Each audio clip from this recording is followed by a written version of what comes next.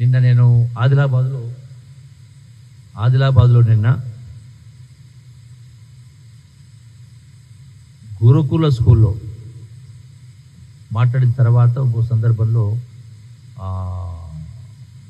ఒక నియోజకవర్గానికి సంబంధించి యొక్క పంపిణీ చేసే కార్యక్రమం అంటే వెల్ఫేర్ స్కీమ్ పంపిణీ కార్యక్రమం భాగంగా నేను ఒక మాట అన్నా.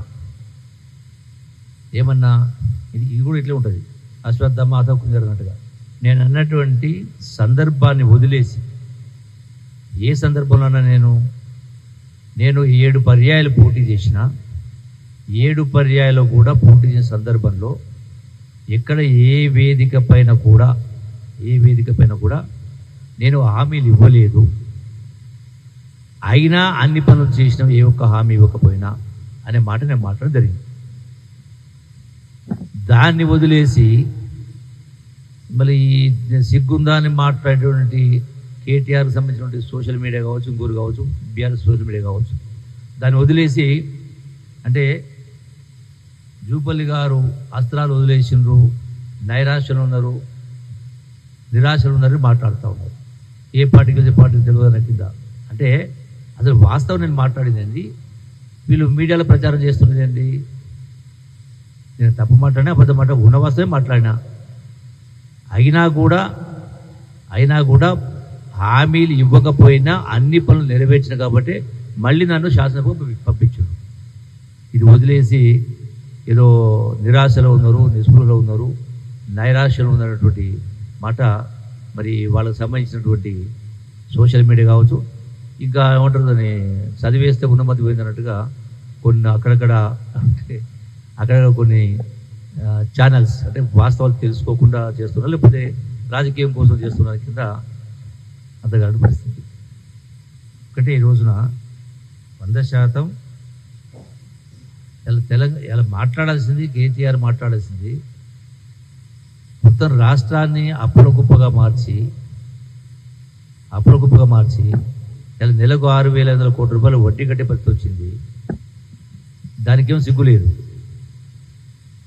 సంవత్సరానికి 70,000 కోట్ల రూపాయలు. సిగ్గు ఎవరికి ఉండాలి? ఇంత గొప్ప ఉద్యమం జరిగి ఇంతమంది ప్రాణత్యాగాలు చేస్తే మీ పరిపాలన దిగజారిన పరిపాలన, సిగ్గులేని పరిపాలన జరిగింది కాబట్టి ప్రజలు తరిమేసింది, ఇంటికి పంపించే కార్యక్రమం చేసింది.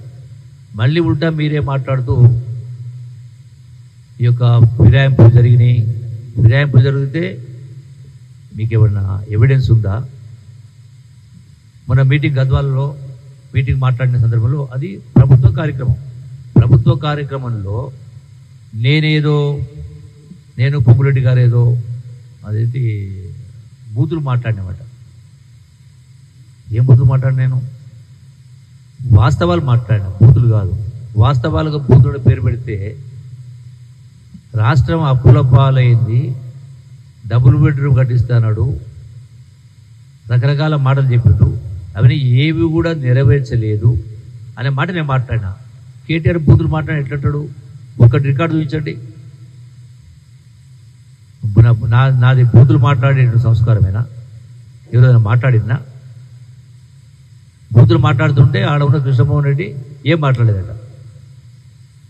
అది ఒక వేదిక, ప్రభుత్వ కార్యక్రమం.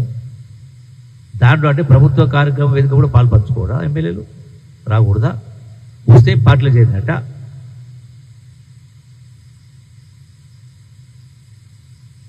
అందుకే ఏమంటారు, చింత చచ్చినా పులుపు తోలన్నట్టుగా మీరు ఇంటికి పంపించారు తెలుస్తుంది కదా. మళ్ళీ రాబోయే లోకల్ పార్టీ తెలుస్తుంది కదా,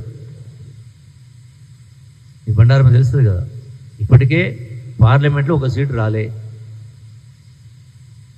ఇంతటి ఆర్థిక దుర్భరపరుస్తున్న సందర్భంలో కూడా ఇలా ముఖ్యమంత్రి రేవంత్ రెడ్డి గారి ప్రభుత్వం ప్రతి సంక్షేమ కార్యక్రమాన్ని అభివృద్ధి గారు ముందుకు తీసుకెళ్లే కార్యక్రమం చేస్తాము. వీటికి సంబంధించి స్పీకర్ గారు నిర్ణయం తీసుకుంటారు, సుప్రీంకోర్టు పరిధిలో ఉంది. దానిపైన మనం ఏది మాట కూడా కరెక్ట్ కాదు. డెఫినెట్గా చట్టం ప్రకారమే జరుగుతుంది ఇది కూడా.